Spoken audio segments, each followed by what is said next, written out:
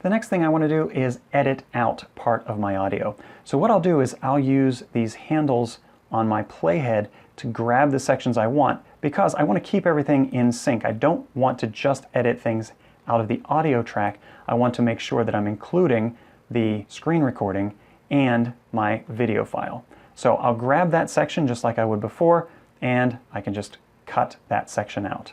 Now, there may be times where I have to go in and I have to edit out a word or two. So I'll zoom way in and I'll try and find, if I say an or something like that. So it might be that I have to edit this word out, whatever this is. I have no idea what I'm saying. It doesn't matter. And I can go in there and I can cut that out. Sometimes I need to edit a word out of a phrase. And so I'll zoom in far here and I'll take a look at a section where I'm speaking a few words in a row. So here's an example. Let's say I needed to take out this word. I don't know what it is. It doesn't matter. If I go in, I can select it and I can cut it. But what happens is, what you'll hear is a click whenever you get to this point. So it will still have this word and go into the next, but it'll have this click in between, and I don't want that click.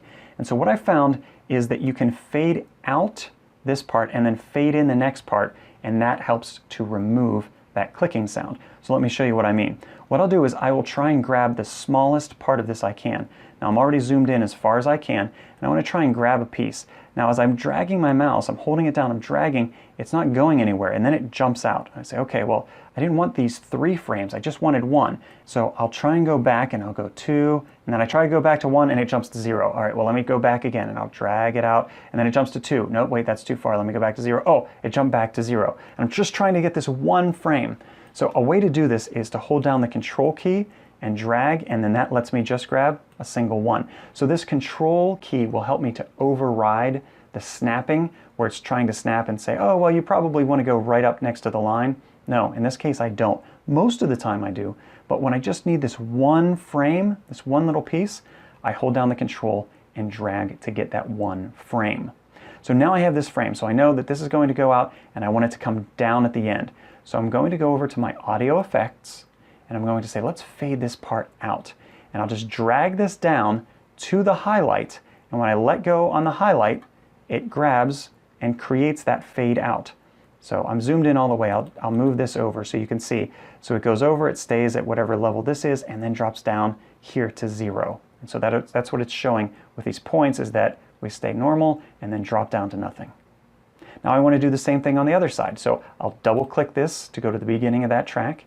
And when I try to grab, it keeps jumping around. I can't get just the 1 frame. So again, I'll hold down the Control key, I'll drag to the right, and now I just have 1 frame that I've selected.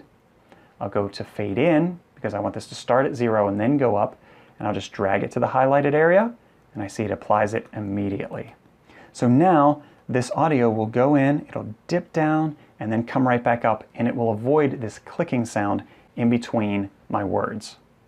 If you needed to fade in or out a larger section, so let's say I go to the beginning of this section, and this was music perhaps, and I wanted to fade in, all the way up to here, like 2, almost 3 seconds. Again, just highlight that area, choose fade in, and it will fade in that duration of time that you've selected.